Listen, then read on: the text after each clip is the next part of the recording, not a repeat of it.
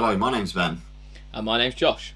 And welcome back to FPL Graduates, and welcome back to the final video of the season in FPL. It is our Gameweek 38 team reveals. Of course, we haven't quite made our transfers yet. I have one free transfer. Josh, how many free transfers do you have?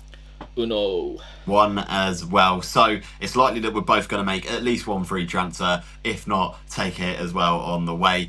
Without further ado, let's take a look into Josh's team. Okay then, so yeah, we're recording this on Wednesday night, just before the two remaining games of the game week. So as it stands, I'm on a tiny green arrow to 34k. De Bruyne has started, Eze is bench, so I'm not sure how it's going to go.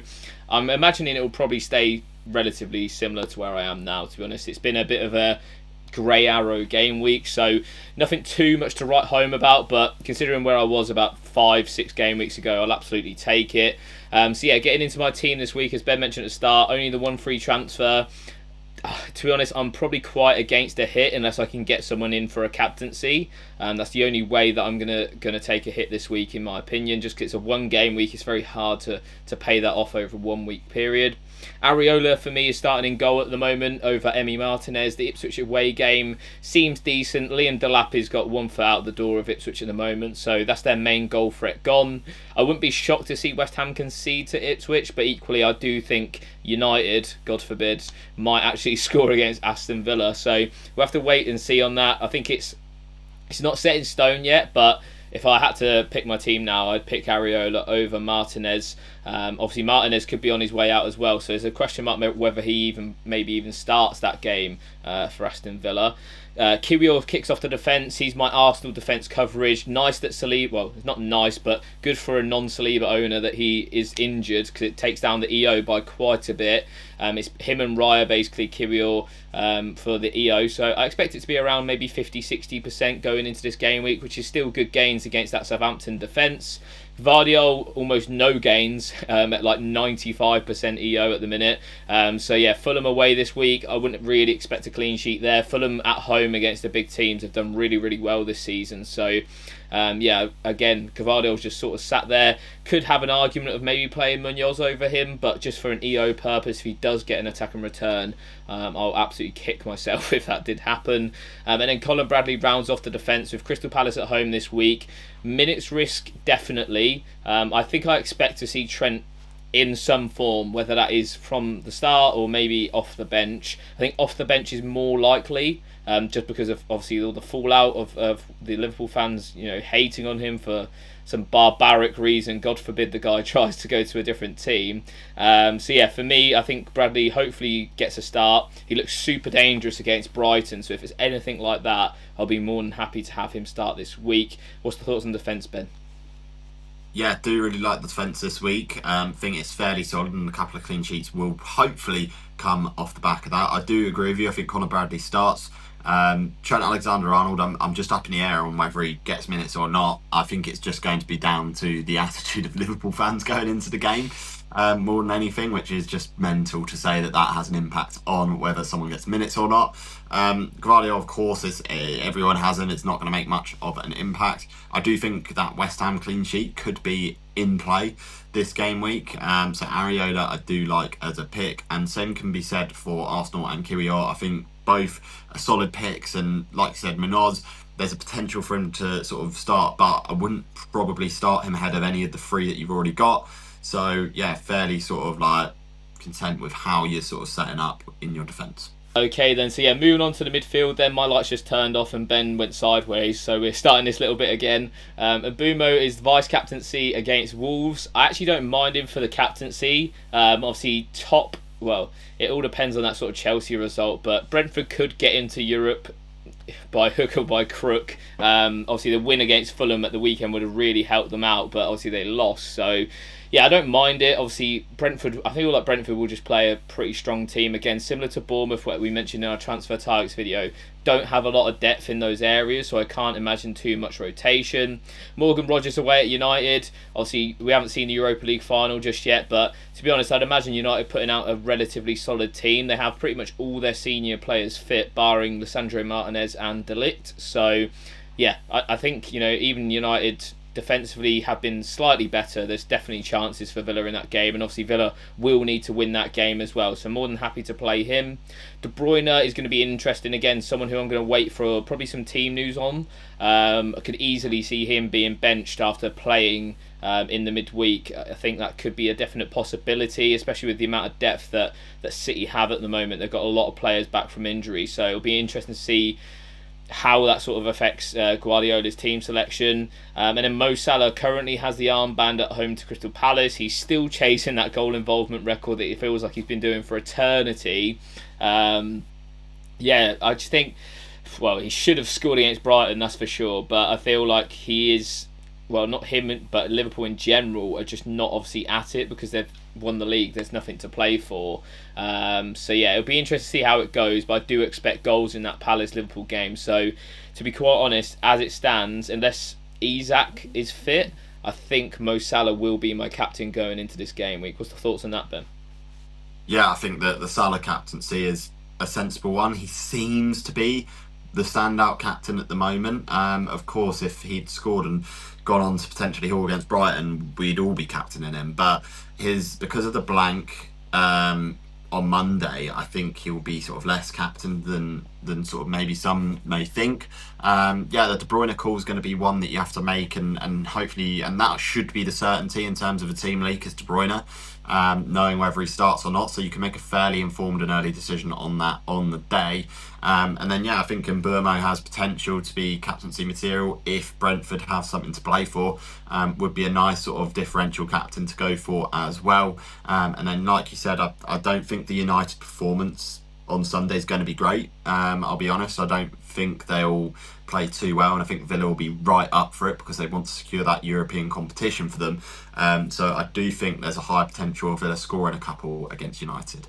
Yeah, and then moving on to the forward line as it stands, this is probably where I think most likely the transfer will be used this week. So Johan Viss is up first. Nothing going to be used on him. Him and Mbeumo just been fantastic this season. Again, a 10-pointer from Vissa last week, which was fantastic. Matheus Cunha has probably been one of the worst transfers of my season, and he's only been here for 2 weeks. I brought him in for Marmoush when Marmoush was benched. He got that 1-pointer there. He's then benched against Crystal Palace tonight as we're recording this. So unless he comes off the bench for me, then that won't be ideal. So there is definitely potential for me to move Cunha on. The only thing that sort of is holding me back is that it is a home game. So he's obviously leaving pretty much confirmed to Man United as it stands. I feel like they probably will give him a last appearance there. He's obviously signed that new contract, so they get a good bit of money for him, so I don't think it's necessarily on bad terms, and to be honest, he's probably kept them up with the amount of goals that he's been involved in. Ollie Watkins is the final forward, and like Ben mentioned, I could definitely see Villa scoring a couple.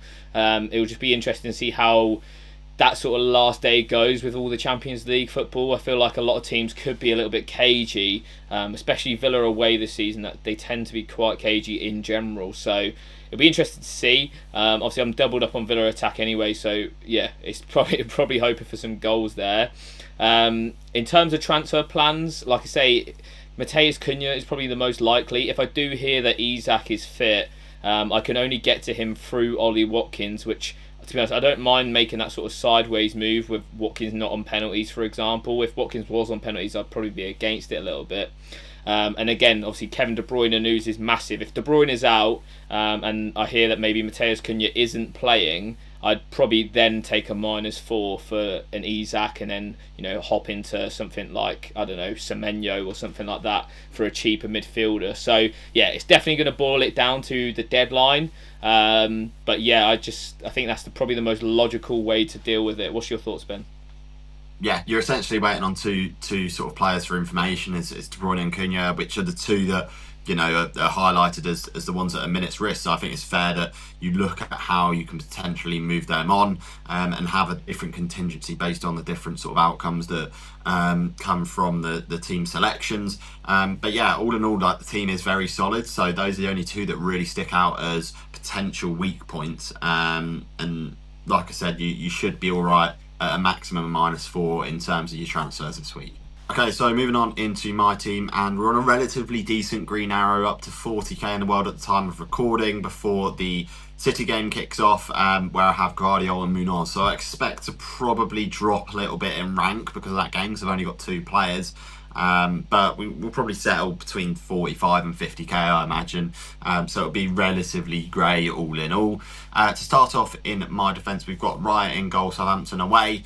A bit of a tough decision actually to make between Riot and Kepa this week. Again, if I think that Bournemouth have got something to play for, I could be very tempted to go with Kepa, just because I think a lot of managers will try and load up on the Bournemouth assets. Already having one puts me at a little bit of an advantage compared to everyone else. So fairly happy with that, or at least having that decision to make. As it stands, Raya in goal, but could very well change before the deadline. The defence seems to be sort of the weaker spot of my team this week, and I don't ideally want to make any defensive transfers. As we said in the transfer targets video, you should ideally be looking at attacking this game week, rather than trying to consolidate with better defenders. As we know, Timber is out injured and is having surgery, so I've got Nico Williams, Gvardiol and Konsa. I could start Munoz, and it just depends whether I see an attacking return from Munoz or whether I see a clean sheet from Villa, and which I see as more likely. At the moment, I see a Villa clean sheet more likely. That could change after the cup final for Manchester United in the Europa League. And of course, Williams, there's no sort of guarantee that Forest will keep that clean sheet. The defensive numbers haven't been great for them. So we'll just have to wait and see on that. A little bit of indecision on what I do in that sort of defensive scenario. But I know that, I'm going to have at least two solid defenders and maybe two that might get a decent amount of points returns. Josh, what's the thoughts on the defence?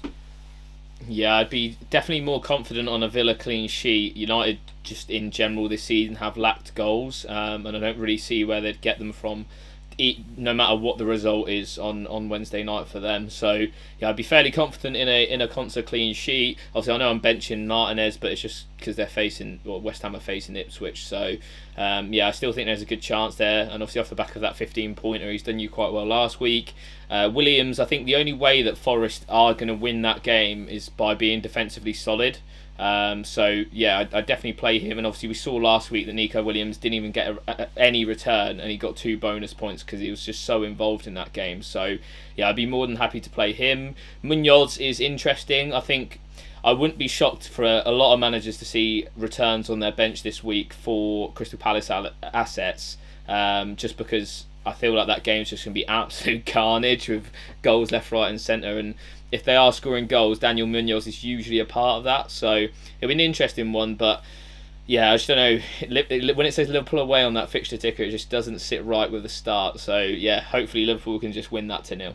Okay, so moving on into the midfield, and just like Josh, I've also got Salah on the captaincy at the moment. I just think he is more standout than most, although I've got a bit of a decision to make because I am very much tempted by the captaincy with Jared Bowen. He could be one that I think about going with. He's been very, very consistent over recent weeks. West Ham haven't been great as a team, but he has performed above and beyond for West Ham, and Ipswich away does seem to be quite a decent fixture for West Ham, so very much tempted, if I want to potentially go with a Jared Bowen captaincy and go a little bit differential to end the season. Not many are going to go there, so that could be a good option. Morgan Rogers and Mbeumo obviously in the midfield as well, like similar position with Josh. And Mbeumo, Wolves away, could be a captaincy option, but not really thinking about that too much at the moment. And Rodgers, I think he's a good option for Villa, and with the fixture against Manchester United, that's a good fixture too. Josh, what's the thoughts on the midfield and the potential captaincy of Jared Bowen?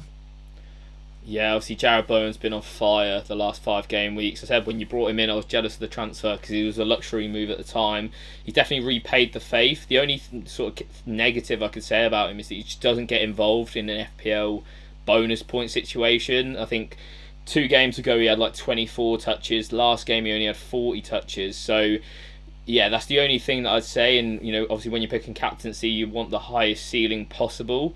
I just don't think Jared Bowen really has a massive ceiling. It's usually 9 points or bust sort of thing. So that's the only thing. I don't mind it as a captaincy though. I think a lot of managers will go with it. just because they don't want to captain Salah, because it's pretty boring. Most managers captain him probably about 25 game weeks this season. So I definitely like the pick with Bowen. Obviously Ipswich away is fantastic as well. Interesting how that game pans out, because I think a lot of managers will have the odd asset in that game, like we said with Areola and Bowen. So should be a good one. Okay, so moving on into the strike force and then potential transfer plans. We've got Ollie Watkins up top, Manchester United away. We've spoken on the fixture quite a lot, so I'm not going to say too much more on that. We've got Johan Visser as well from Brentford with a decent fixture, and he's in decent form too. And then we've got Chris Wood up front as well, which is an interesting one because Chelsea at home is a tough fixture in terms of Chelsea's defensive record, one of the best in the league over the last 10 weeks for sure. But Chris Wood always has that potential. Final day, you never know what could happen. But if I am looking at a transfer, it is potentially Chris Wood or it's Ismail Assar that I'm looking to move on. If I am going to make that transfer, I think it's going to boil down sort of quite late on in terms of what I decide. I'll be very tempted by one of the Bournemouth players if I do move either of them on. We're just going to have to wait and see. I'm a bit up in the air about what transfer move I should make. And to be honest, looking at the team there, does it need a transfer? Probably not. But of course, it's the last game week of the season. So I do want to try and sort of utilise and sort of make the most of the team for the final game week of the season. Josh, what's your final overall thoughts on the teams and then the potential of there being a transfer or maybe even not a transfer at all? You cannot burn a Game Week 38 transfer, is all I'm going to say. But yeah, no, I agree with what you're saying though about the attack. I think there's definitely reasoning to keep and play all of those. I think Chris Wood, like I said about Nico Williams, if Forest are going to win that game, it's a good chance that Chris Wood is going to be involved in it, and they do need to win the game. So yeah, I don't mind that at all. Obviously on penalties as well. If you're that happy with your attack, I'd be tempted to make that defender transfer and maybe get someone like Milos Kerkez in, just because obviously you've got Kepa on the bench. That means you could cover the Arsenal defence as well as having a marauding left back. And I think there was a mad stat going around, I can't remember when, but it was like fullbacks were hauling against Leicester like week in week out, so it would not shock me to see Kerkez do that this week. Okay then, so that's our final team reveals for game week 38 of this 24-25 season. It's been a blast. There's only, I think, at the time recording, about 4 or 5 points between me and Ben in our mini league, so it's coming down to the final day who's going to win. If your mini leagues are like that, let us know in the comments. Yeah, our mini leagues are always the same. There's always about 2 points in it between me and Josh at the end of it. So it's going to be good to see who comes out on top. As always, please remember to like, comment and subscribe to the FPL graduates. I've been Ben. I've been Josh. We'll see you guys next time. Have a good game week, everyone. But I'm not going down with you. So you may rise, but you'll never make me wanna stick around you.